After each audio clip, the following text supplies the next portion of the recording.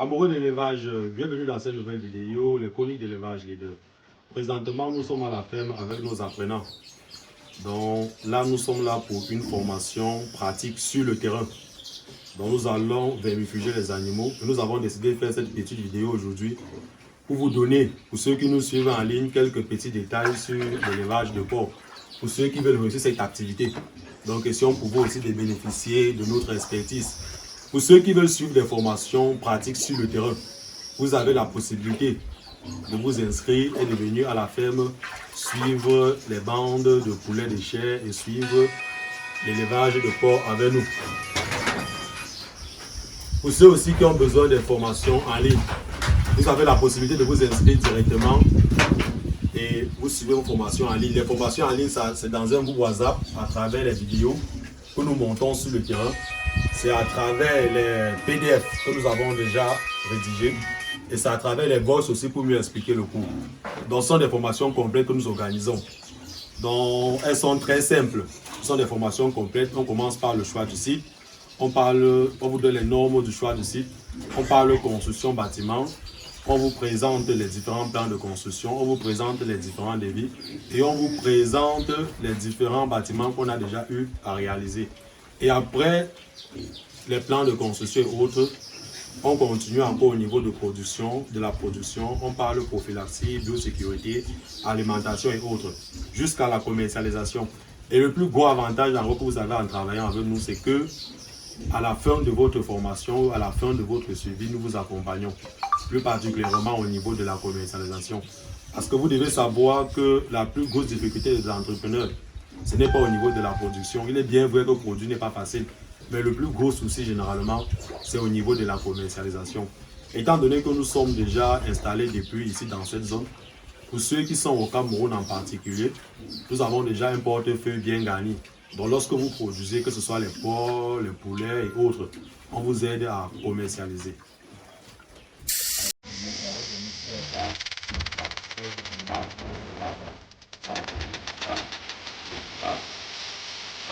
Activité.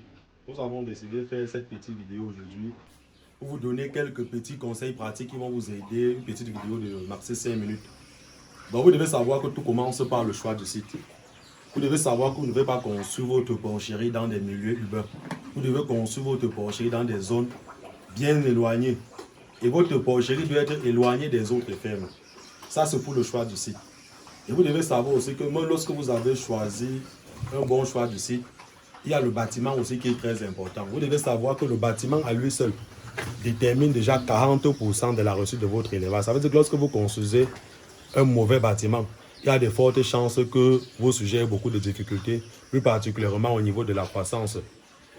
Et vous devez savoir qu'il y a les différents bâtiments. On a les bâtiments pour engraissement et on a les bâtiments pour reproduction. Ça veut dire que si vous voulez faire dans les deux systèmes, vous devez avoir deux bâtiments chez vous. Le bâtiment de la reproduction est complètement différent du bâtiment d'engraissement. Dans le bâtiment de reproduction, généralement, on prend les loges de 12 mètres carrés, de 10 mètres carrés, c'est largement suffisant. Lorsqu'on dit 12 mètres carrés ou 10 mètres carrés, ça veut dire qu'on travaille au niveau de la longueur et de la largeur. Ça veut dire que c'est largement suffisant pour une truie et ses petits, ou pour un mâle qui veut coucher une femelle. Lorsqu'on parle de coucher, ça veut dire la saillie, dans le croisement. Donc c'est largement suffisant pour eux. Et pour ceux qui veulent construire maintenant le bâtiment d'engraissement, parce que lorsque tu fais dans la reproduction et qu'il y a les mises bas, tu es obligé d'engraisser les porcelets pour pouvoir avoir un retour sur investissement.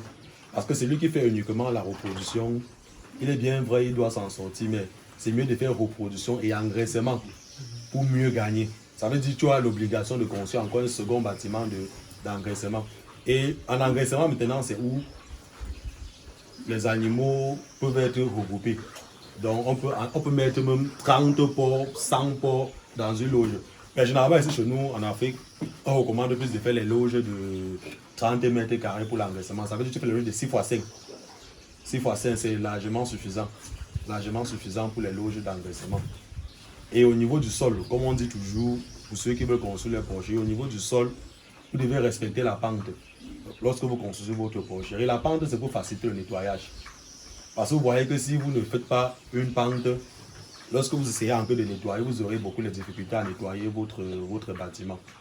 il faut respecter la pente. Quand on dit la pente, ça ne veut pas dire que tu vas partir faire construire un truc comme ça là. Non, il faut tout simplement demander au technicien de faire une légère pente de 3% pour que l'eau puisse circuler rapidement. Et lorsque vous construisez votre projet, vous devez veiller aussi au niveau de la canalisation. La canalisation est très importante. Pour ceux qui ont les moyens, ils peuvent directement canaliser ça, ils envoient dans une fosse à purin où ils transforment pour faire le biogaz. Donc le biogaz, dans certaines fermes, on utilise ça pour la nutrition, même pour l'électricité. Ça veut dire lorsque vous travaillez comme ça, après, bon pour le chauffage des poussins. Voilà, donc on passe à la transformation. C'est toujours très bien. Parce que pour ceux qui ont un peu les moyens, ils peuvent faire le biogaz. Mais si vous n'avez pas les moyens, vous pouvez toujours faire une fosse pour éviter aussi des nuits avec vos voisins. Vous faites une fosse où ça doit aller à l'intérieur. Vous pouvez récupérer même les digestions des porcs, vous sécher, pour utiliser pour l'agriculture. Voilà, c'est toujours l'avantage de l'élevage des porcs. Voilà, vous pouvez aussi faire ça pour la production des asticots. Pour ceux qui ont les poulets, comme les poulets locaux. Même les poulets de chair, même les poissons, ils apprécient ça. Ils utilisent la digestion de porc pour ça. Donc vous voyez les avantages de l'élevage des porcs. Et au niveau des constructions, vous devez respecter les normes. Vous devez respecter les normes. Vous devez savoir que la hauteur généralement qu'on demande pour les murs, la hauteur, vous prenez 1,20. 1,20 c'est bon. Que ce soit en reproduction comme en engraissement. Et aussi dans votre ferme, s'il y a les moyens, c'est mieux de mettre le système à pipette. Les pipettes, c'est où les animaux viennent, sur ça, ils boivent facilement. Oui, c'est où ils viennent, ils boivent facilement. Et dans les loges d'engraissement et de reproduction, c'est toujours mieux de mettre les 2 pipettes. Donc pour les porcelets et pour les porcs adultes, pour les porcelets, vous mettez comme à 30 cm, les porcs adultes, vous mettez à 90 cm. Donc vous voyez qu'au niveau seulement de la construction du bâtiment, il y a beaucoup de normes qu'il faut respecter. Oui. Et comme un aspect aussi particulier aussi, il y a aussi les portes. Parce que les animaux les porcs sont des animaux très, très forts. Ça veut dire qu'une fois que vous faites mal les portes, voilà, ils vont casser, ils vont cogner, ils vont casser. Ça veut dire que normalement, quand on fait les portes doivent s'ouvrir comment? De l'intérieur ou de l'extérieur? De l'intérieur. Ça veut dire que s'ils cognent, voilà, ça veut dire que s'ils cognent, ça se ferme plus tôt. C'est bon, non? Ça veut dire que s'ils cognent, ça se ferme plus tôt. Et au niveau du couloir, on parle du couloir du passage. Au niveau du couloir du passage, ça doit être 1,5. Donc on laisse à 1,5 de telle sorte que si tu passes avec ta brouette, tu peux servir la loge. Si tu sers la loge là, tu sers la loge. Si tu sers l'autre loge. Voilà, c'est très facile. C'est très facile. Donc au niveau des mangeoires, il n'y a pas de problème. Vous pouvez construire vos mangeoires directement en construisant vos bâtiments. Comme vous pouvez mettre les mangeoires importés. Donc il y a plusieurs modèles. Nous vendons ça là-bas au niveau de la ville. Vous voyez que seulement au niveau du bâtiment, il y a beaucoup de critères qu'il faut respecter. Donc dans le cours qu'on doit faire, le prochain cours qu'on doit faire, je vais vous présenter les différents plans de construction. Donc, je vais vous montrer les détails et on doit vous présenter aussi les devis. Voilà. Si on laisse le bâtiment maintenant, pour prendre un second aspect, encore très important, c'est au niveau du choix des races. La race que vous allez choisir pour votre élevage est très importante. De nos jours, on fait plus l'élevage industriel, on fait plus l'élevage que nos parents faisaient avant pour consommation. Ou peut-être on nourrit encore 2 ans pour attendre un mariage. On nourrit encore 2 ans pour attendre quand tu vas arriver à l'université pour qu'on puisse payer ta pension. Non, on ne fait plus ça. Ça veut dire qu'on décide de se lancer dans l'élevage, c'est pour faire l'élevage industriel. C'est pour faire l'élevage rentable. Ça veut dire qu'il faut travailler avec les porcs de race. Il faut travailler avec les porcs de race. Et les races qui ont des très bons résultats ici chez nous, nous connaissons déjà. Il y a les large white. Les large white, c'est ce que vous appelez souvent, les parents disent que les longs châssis. Ils t'appellent, tu dis que tu as quelle race, tu dis que j'ai la large white, tu dis que non, je veux que le porc long châssis. Donc ils doivent savoir que c'est ça qu'on appelle les large white. Il y a les large white, il y a les lanris. Les lanris sont les porcs français. Oui. Ça a aussi les mêmes caractéristiques que les large white. Généralement, même certaines personnes, comme la majorité des porcs sont blancs là, c'est difficile un peu de distinguer. Ça veut dire qu'il y a les caractéristiques pour distinguer même les différentes races. Donc généralement, il y a la position des oreilles, il y a la couleur. Il y a la couleur aussi. Donc, il y a la large white, il y a les lanris, il y a les piétins, il y a les durocs. Il y a les durocs. Les durocs sont les porcs rouges, ils sont la couleur rouge-gris. Les lanris, les top pig, les larges white, ce sont les porcs blancs. Il y a aussi les larges blancs, oui. Les larges blancs sont les porcs toujours comme les larges white, mais noirs plutôt. Si on veut compter les races de porc, il y a au moins 1000 races. Il dit bien, il y a au moins 1000 races de porc. Il dit bien au moins 1000 races de porc. Mais là, maintenant, on prend plus les races vulgarisées. Les plus adaptées aussi à notre zone. C'est pas ça se comprend. Voilà. En Chine, il y avait les porcs qui mettaient bas 30. J'ai la vidéo. 30, ça met bas 30. C'est maintenant ça, c'est le porc chinois là qu'on a pris pour adapter au porc français pour trouver ce qu'on appelle la Nema. Parce qu'en réalité, la Nema, ce n'est pas une race de porc. La Nema, c'est un porc hybride. On se comprend. La Nema, c'est un porc hybride. C'est pour ça que si vous tapez même sur Internet, race de porc, vous allez voir toutes les races que j'ai là. Les races les plus vulgarisées. Mais les mâles là ne vont pas sortir. C'est pas ça que se comprend bien. Parce que c'est considéré comme un porc hybride. Issu des croisements. Voilà, issu des croisements. Et maintenant, lorsque vous voulez me lancer, vous devez savoir que même parmi ces races-là, il y a les races qui ont des bonnes caractéristiques maternelles et les races qui ont des bonnes caractéristiques paternelles. Donc, quand on parle de paternel, ça veut dire que vous, celui qui est solide, qui est capable de bien croiser, un bon reproducteur. Vous devez savoir que ceux qui ont le muscle et qui sont capables d'effectuer les bonnes oppositions, généralement, ce sont les durocs et les piétreux. On se comprend bien. Ça veut dire que si tu veux lancer ton élevage, tu dois prendre un mâle, un duroc ou un piétreux. On se comprend bien. Maintenant, au niveau des femelles, maintenant, les femelles, les races maintenant qui ont les bonnes caractéristiques maternelles, ça veut dire qu'elles sont maternelles, donc elles savent prendre soin des petits, elles n'écrasent pas les petits en désordre, elles donnent une mise bas importante, on appelle ça la portée. La portée est importante, le nombre de porcelets qui arrivent au sevrage est aussi important. On se comprend. Elles sont moins agressives aussi. Ce sont pour ça les caractéristiques d'une bonne crue. Vous voyez que là maintenant, on prend plutôt les larges white et les landraces. Les larges white et les landraces. Donc voilà les porcs qui ont les très bonnes caractéristiques. Mais au niveau du muscle, on prend plus les durocs et les piétrins. Voilà. Il y a certaines races qu'on a encore développées, les top pics aussi qui gagnent en croissance, qui gagnent le poids rapidement. Parce que c'est important de travailler avec les porcs de race que de travailler avec les porcs locaux comme nos parents faisaient au village ou les porcs qui sont encore au village là. Non. Ces porcs-là ne sont pas rentables.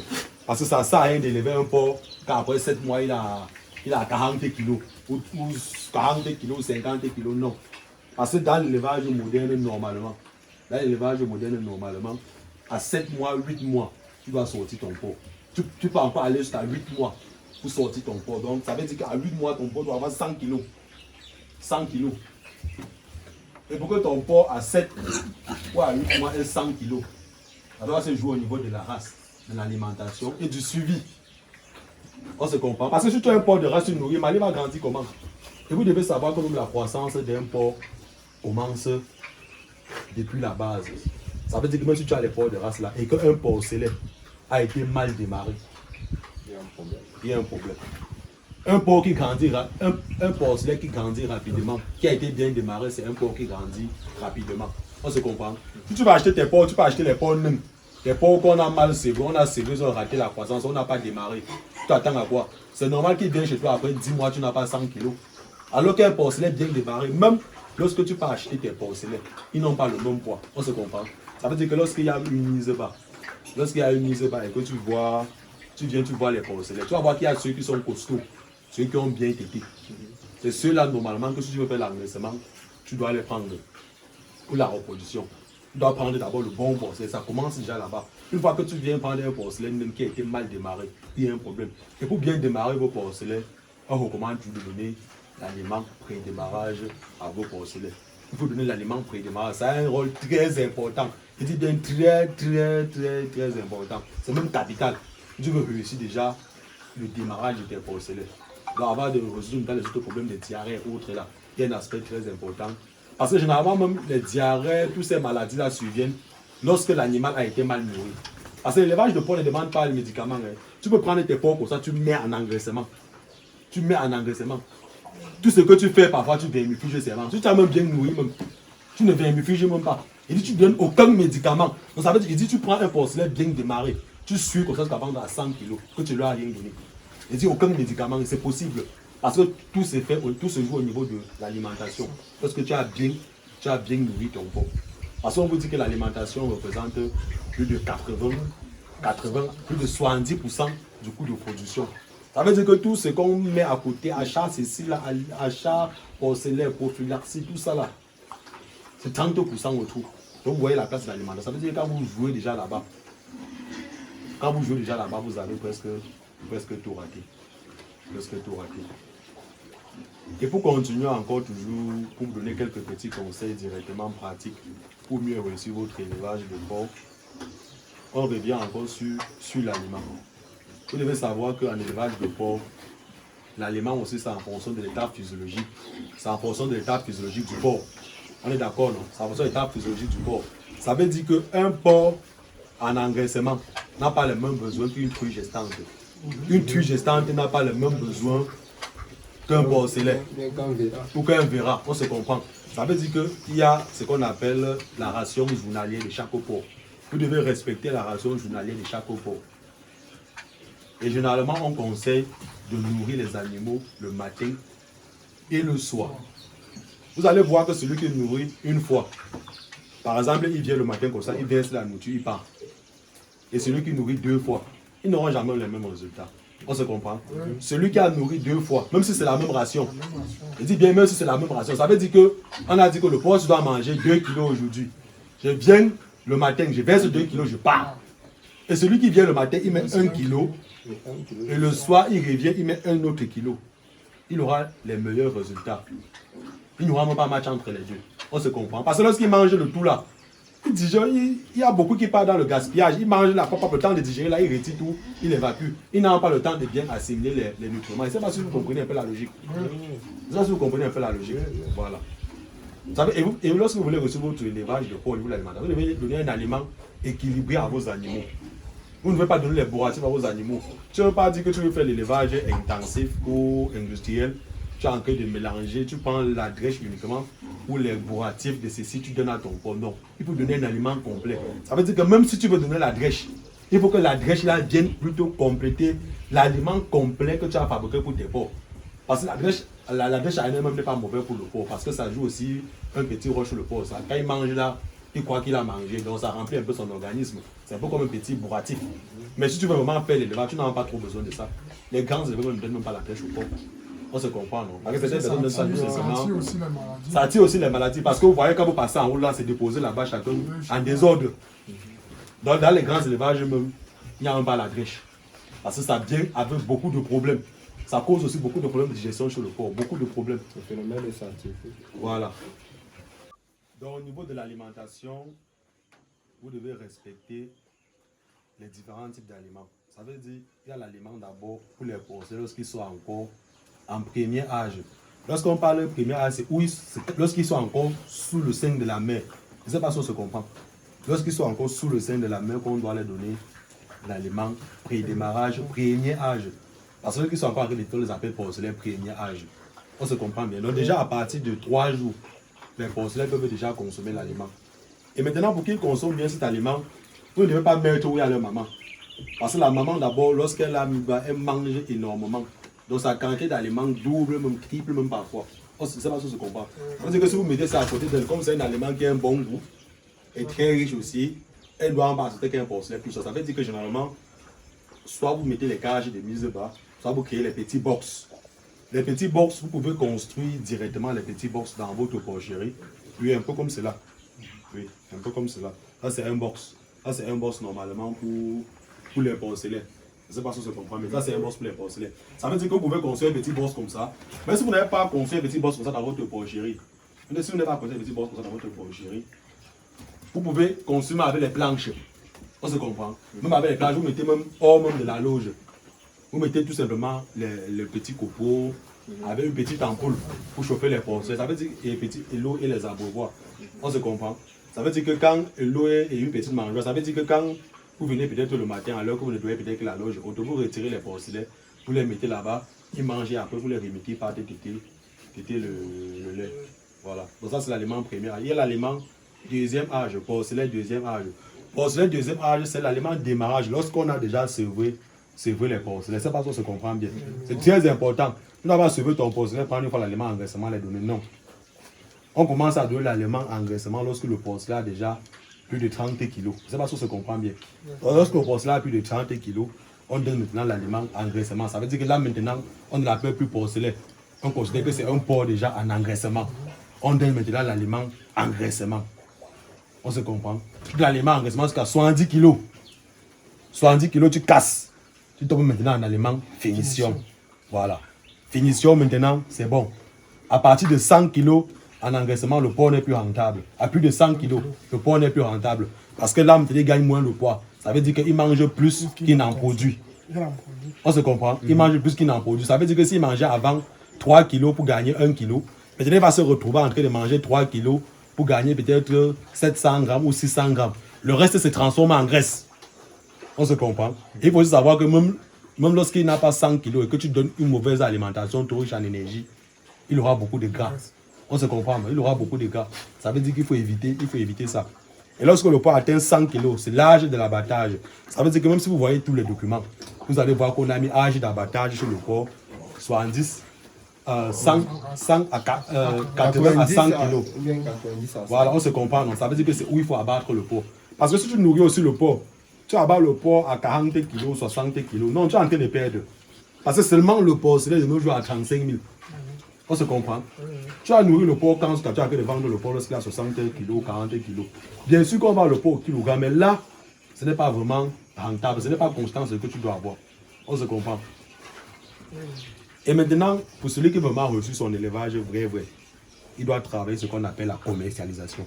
Parce que si tu n'as pas travaillé la commercialisation, il y a nos frères là au marché. Bien sûr qu'on ne peut pas se séparer d'eux. On les appelle les bouchers. Donc c'est eux vraiment qui ne veulent pas l'évolution de cette filière. C'est parce que se comprend bien. C'est eux qui ne veulent pas l'évolution de cette filière. Bien sûr qu'ils nous aident parce que généralement quand on produit comme ça, c'est eux qui viennent prendre. Mais le prix auquel ils achètent vraiment les porcs, ça ne nous aide plus. Parce que le coût des matières premières a pratiquement doublé. On se comprend. Il dit pratiquement doublé. Le porc qu'on produisait à 70 000, mais aujourd'hui tu vas le produire peut-être à 100 000. Tu vas le produire à 120 000 même. On se comprend. Maintenant, le boucher, lui, il ne comprend pas lui ça. Quand il vient à la ferme, il achète son porc comme si tu avais seulement ramassé. Pourtant, tu as beaucoup souffert au niveau de la production. Tu as nourri un porc pendant presque 1 an. Mais de nos jours, on a facilité la tâche maintenant. On vend le porc au kilogramme. On se comprend. Donc ne faites jamais l'erreur de prendre un bon vendeur avec l'œil. Et dire que viens comme ça là, tu estimes seulement, tu dis que donne-moi 60 000 sur le porc là. Non, le porc se vend au kilogramme. Ça veut dire que s'il veut prendre ton porc, il pèse, il fait fois 0,8. Il te paye ce que ça donne. Il fait fois le prix que vous avez convenu. Au cas contraire, vous videz l'animal. L'idée, ça veut dire qu'on abat l'animal, on vide, on accroche sur la balance. Le poids que ça affiche, actuellement, il prend le kilo à 2600. Ça veut dire que si ça affiche 100 kilos, tu fais seulement 100 fois 2600, tu devais y une compagnie, te paye le tout. Je ne sais pas si on comprend. Ça, c'est. En faisant ça, vous gagnez aussi. Mais vous ne gagnez pas peut-être comme celui qui a travaillé son volet transformation. Comme celui qui a travaillé son volet transformation. Vous voyez, par exemple, ici chez nous, on a les fous de braise. On se comprend, non? Ici chez nous, on a les fous de braise. Pour ceux qui ne veulent pas avoir les fous de braise, ils peuvent avoir les restaurants. Parce que nous, on n'a pas encore suffisamment de moyens pour ouvrir les grands restaurants dans la ville. Et c'est un projet. Donc chez nous, on a les fous de braise dans la ville de Douala. On a plusieurs fous de braise. Ça veut dire que lorsque on arrive à l'approcher et qu'on voit que non, un poids a déjà atteint le poids d'abattage, on abat seulement, on sort avec lui, on braise. Vous voyez qu'en braisant, vous gagnez plus. On se comprend? En braisant, vous gagnez plus. Parce que si je vous donne un peu les détails chez nous, vous allez voir que lorsqu'on prend un porc, lorsqu'on prend 1 kilo, 1 kilo sur le marché c'est 3 000. Le morceau de braise actuellement c'est 800. On se comprend? Le grammage c'est 200 grammes. Ça veut dire que 1 kilo me donne. 1 kilo me donne combien de morceaux? 5 morceaux. On se comprend? 1 kilo me donne 5 morceaux. Ça veut dire que ça va faire 800 fois 5. Ça fait 4 000. Donc vous voyez que là maintenant, hormis ce que j'ai gagné à la ferme, je gagne encore ça au niveau de la braise. Donc c'est comme ça qu'on peut faire pour s'en sortir. Donc mieux vous multiplier, mieux vous mettre plus d'énergie au niveau de la transformation que de dire que tu vas vendre tes porcs au boucher. Pourquoi ne même pas ouvrir une boucherie? On se comprend. Pourquoi ne même pas ouvrir une boucherie? Parce que tu ne veux pas faire l'élevage industriel, tu n'as pas de boucherie. La meilleure solution c'est de partir en ville, tu ouvres une boucherie. Quand le poids atteint le poids d'abattage, tu envoies là-bas, on vend normalement. Là maintenant tu as moins de maux de tête. Tu arrives qu'un poids est peut-être malade ou un truc, tu abats seulement, tu pars avec. Et aussi ce qu'on appelle ici là, généralement, ce qui nuit vraiment à l'activité, c'est la peste. Tu vois que lorsque peut-être tu fais l'élevage industriel, que tu ne t'es pas préparé psychologiquement, comment évacuer tes poids et que la peste t'attrape, voilà où on va commencer à parler des pertes. On se comprend. Alors que celui qui a travaillé son volet commercial, il n'a aucun problème. Lorsqu'il sent que la maladie est dehors, il abat tout, il stoppe. Et il épuise lui progressivement. Voilà. Cette petite vidéo, c'était pour aider ceux qui nous suivent en ligne. Donc ceux qui n'ont pas la possibilité de venir à la ferme pour suivre les formations pratiques comme nos amis. Donc on a fait cette petite vidéo un peu en ligne pour vous aider. Pour ceux qui ont besoin de nos formations en ligne, n'hésitez surtout pas de nous contacter. Nous avons un programme de formation complet que nous suivons chaque jour. Les formations, c'est de 19h à 22h. Et pour ceux qui ont besoin d'une formation pratique sur le terrain, les formations pratiques, c'est 2 mois. Ça veut dire que vous venez à la ferme, on suit les bandes de poulets de chiens ensemble, on suit les pondeuses et on suit les porcs ensemble. Donc vous nous contactez tout simplement et on va vous donner les modalités d'inscription. Si vous êtes nouveau sur cette page, n'hésitez surtout pas de vous abonner et de cliquer sur le bouton de notification qui affichera. Parce qu'ensemble, nous allons construire ce beau monde.